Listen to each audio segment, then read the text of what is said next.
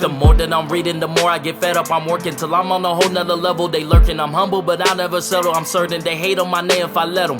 My flow is as sharp as stilettos, bars hitting harder than shots at the venom. My demons retarded like they wanna play, but I'm hot like Macchione, so pray for the devil.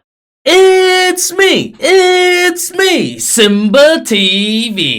Bang! What is good, YouTube fam? It's your boy Simba coming back here again with another reaction video for you guys today. For today's reaction video, we got 5 most chilling cases of stalking. You guys been telling me to react to this one, so I'm bringing it to you guys, man. If you guys are not yet subscribed, go ahead and hit that subscribe button down below. Become part of notification. Gang, gang, gang, gang, gang. We're bringing new videos to you every single day, so without further ado, let's jump up in it.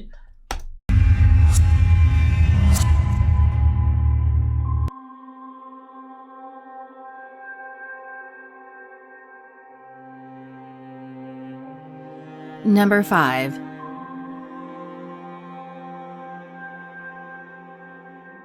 When Amy Hagan's ex-boyfriend started seeing another woman, she couldn't accept it. The 32-year-old's anger, jealousy, and hatred were clear. She began stalking her love rival, 28-year-old Bronson Hader, the new partner of her ex-boyfriend. Hagan would wait, recording, hiding in the bushes, filming Hader leave for work. She would follow her and photograph her. One time, she broke into her house and took images of the contents of her fridge and entered.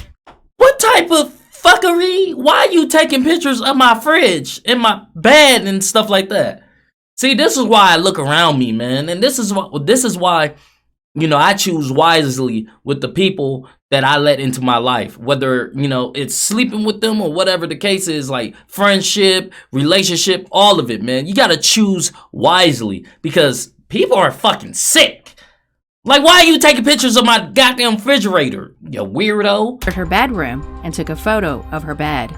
She watched and stalked Hader extensively, soaking up every detail, what she wore, where she went, when she got her mail.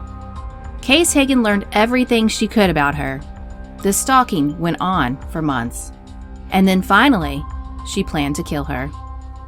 In one of her chilling surveillance work videos, Hagan stakes out Hader's house, noting to herself what time Hader leaves and what she is wearing. Wow. As she walks up Hader's driveway, she is heard muttering to herself, "I really don't want him to have a Valentine. That's really cruel of me, I know. But I still love him, which is really stupid of me." In one video, she was standing outside Bronson Hader's house. She watches her leave for work and says, 7:28 via the iPad, and she's leaving for work. She's dressed, making sure her front door's locked, checking for mail. In a later video, Hagan says to herself, Thursday night, I'm assuming is when I want to do it. on the evening of April.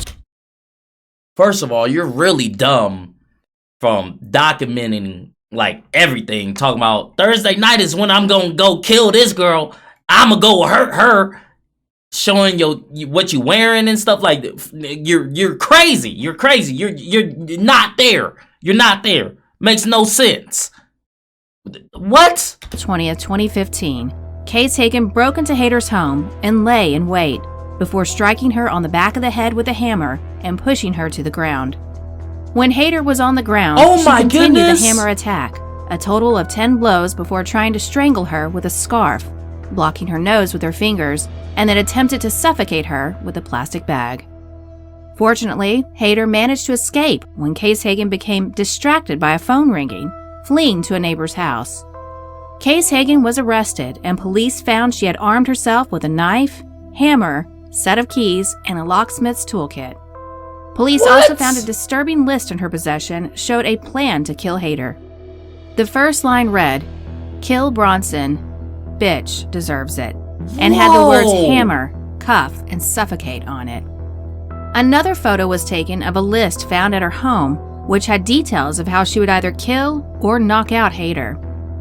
In 2016, Hagan is sentenced to 12 years in prison for the attempted murder of Bronson Hader. She only got 12 years? 12 years? She didn't look at the old girl's face, so she was all beat up, and you know how much time and effort that takes to sit there and plot out someone's death or knockout And you only gave her 12 years?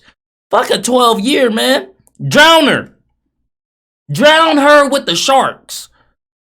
12 years, that's wild. That's wild. Number 4.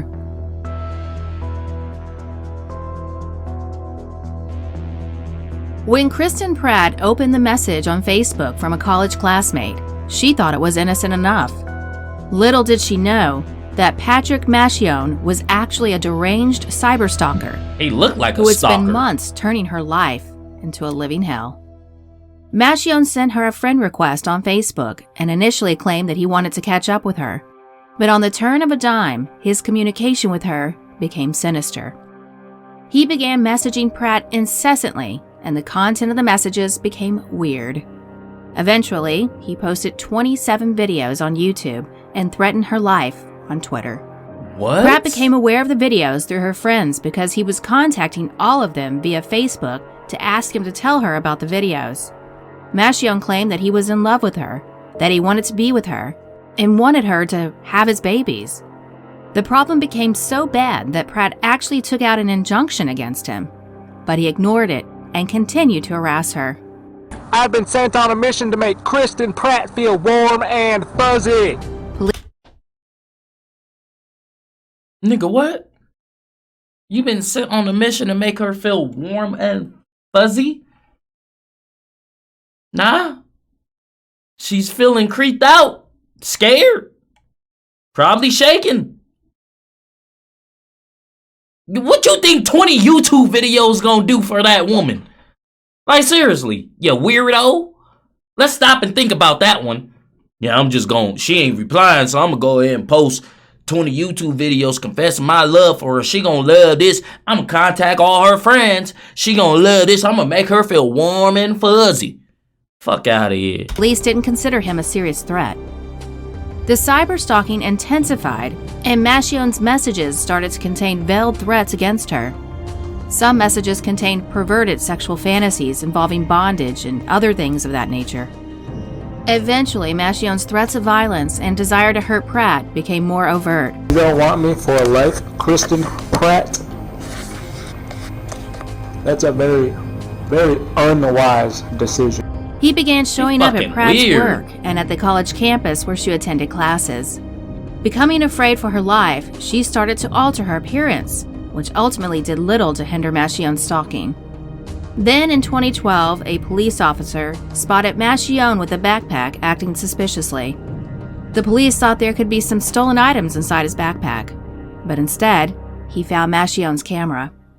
The camera contained a number of unreleased videos where he angrily rants at Pratt and was planning to kill her. Anyone who stands in my way will be guilty of treason. The police officer even found a video of Macchione crawling outside Pratt's workplace and instantly presented the case to the state attorney. Macchione was arrested and formally convicted of cyberstalking and attempted murder. He was sentenced to 4 years in prison. He served just half of that and was released. Wow. His probation ended in June 2015. Number 3.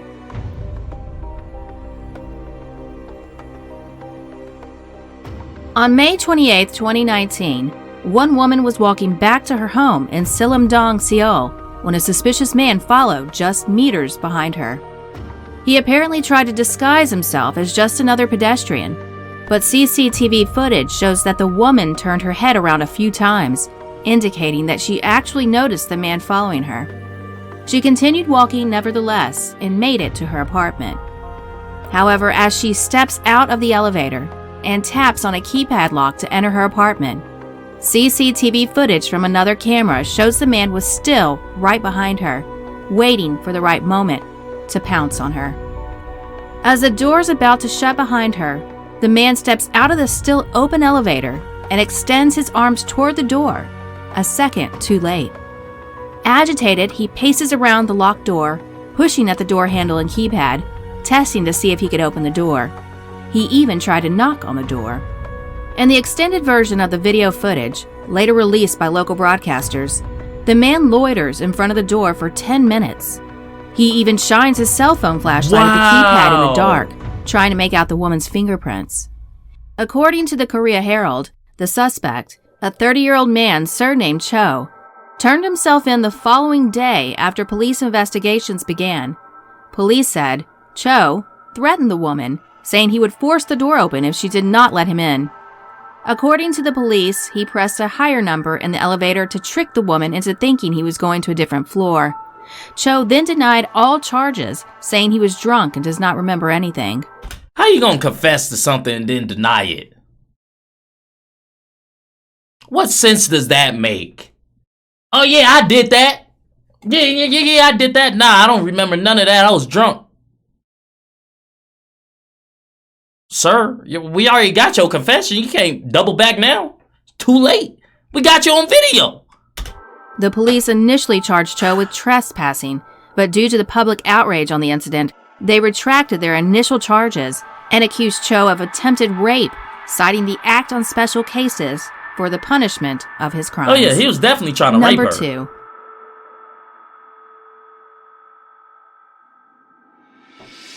It was the summer of 1991 in East Lampeter Township, Pennsylvania. Before the year was over, 4 teenagers from different circles would find themselves drawn into a deadly triangle that would end in the tragic death of a 16-year-old girl named Lori Sho.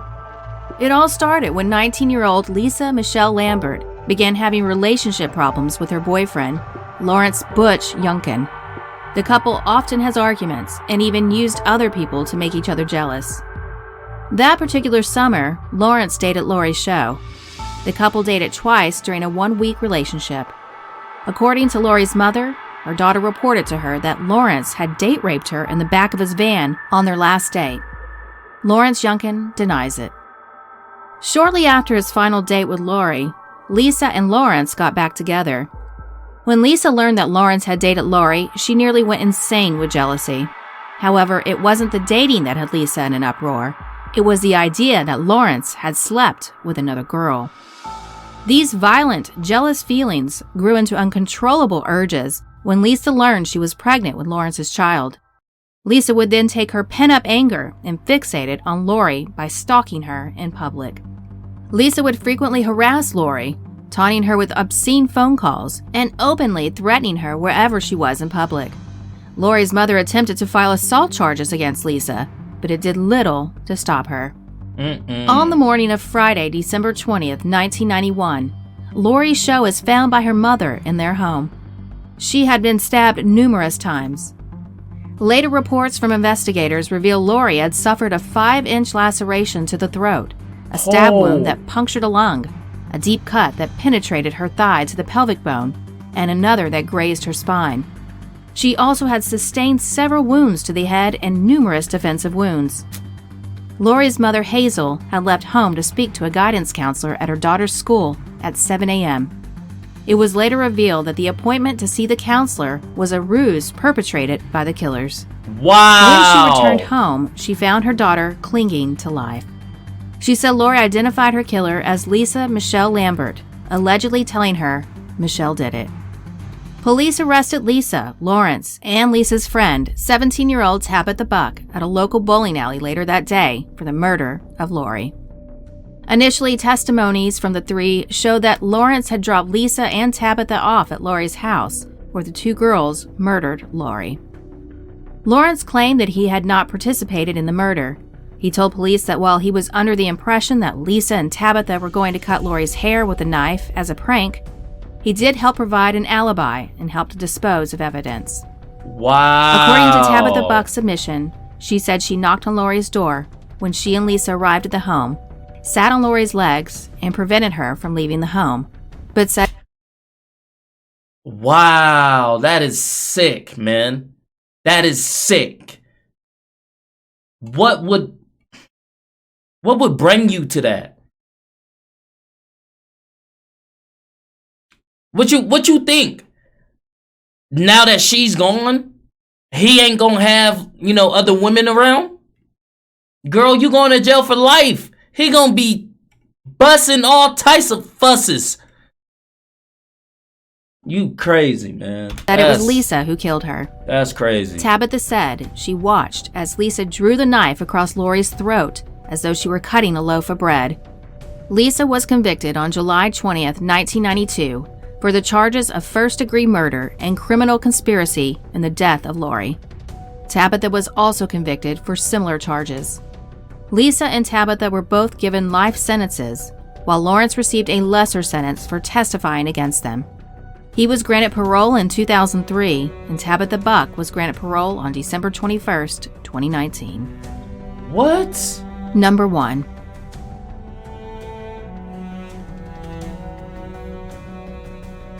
Beautiful, talented, and kind, 23-year-old Molly McLaren was loved by everyone who knew her. A home bird who was extremely close to her parents and with a tight-knit circle of friends, Molly was on course to gain a top degree.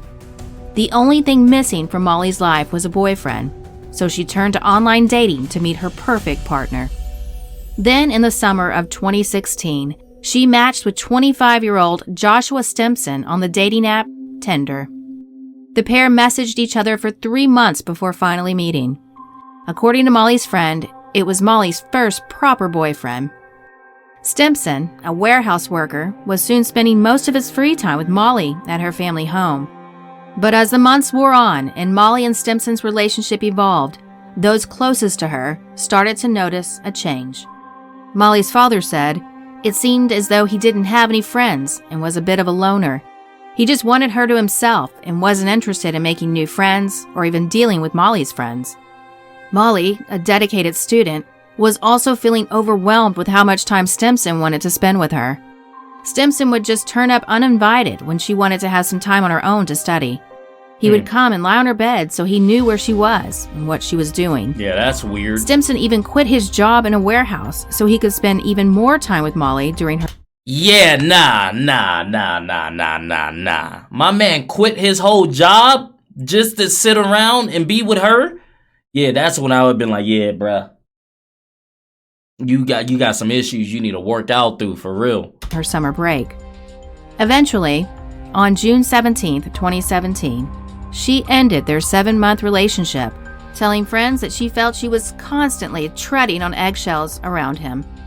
He couldn't accept her decision and bombarded her with messages, but Molly remained firm and wouldn't get back together with him. Stimson then started a campaign of abuse on social media. He created posts claiming Molly was a drug addict who used cocaine and tagged her parents in them. The abuse carried on for days, and Molly was becoming increasingly scared, so with the encouragement of her parents, decided to go to the police. Officers checked their files, and Stimson had no record, so police told Molly and her friends and family to block him on social media and to report any further abuse. Just days later, Molly posted that she was going out for dinner with friends on Snapchat, thinking Stimson couldn't see it as she had blocked him. But while she was with her pals in the restaurant, he turned up.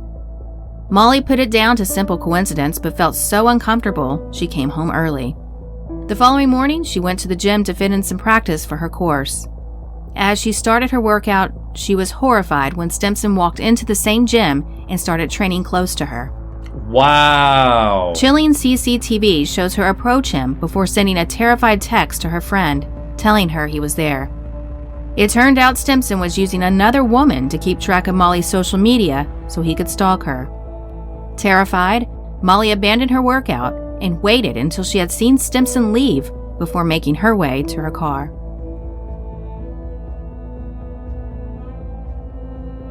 She sent another text to Amy, the last she would ever send, saying, "I feel like I'm looking over my shoulder all the time."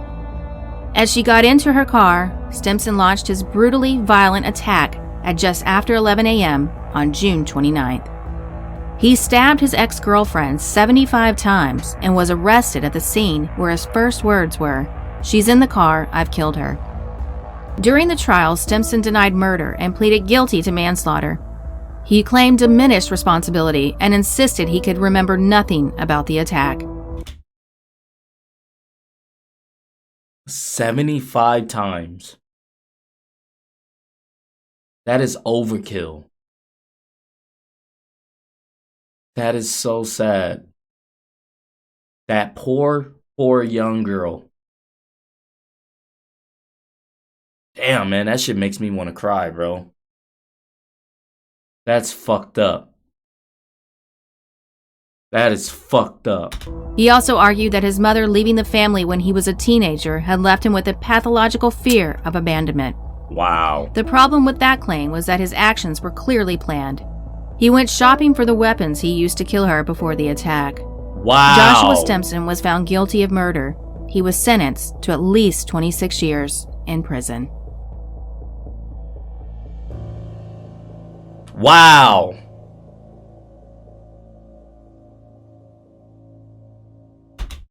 That is messed up, man. People are sick. That is sick. Bro, man. Yo. That is sick, man. People are sick. That's heavy, man. If you guys like this video, go ahead and hit that thumbs up button for me. Thank you guys for commenting, sharing, and subscribing. And I'll see you guys next time. Peace.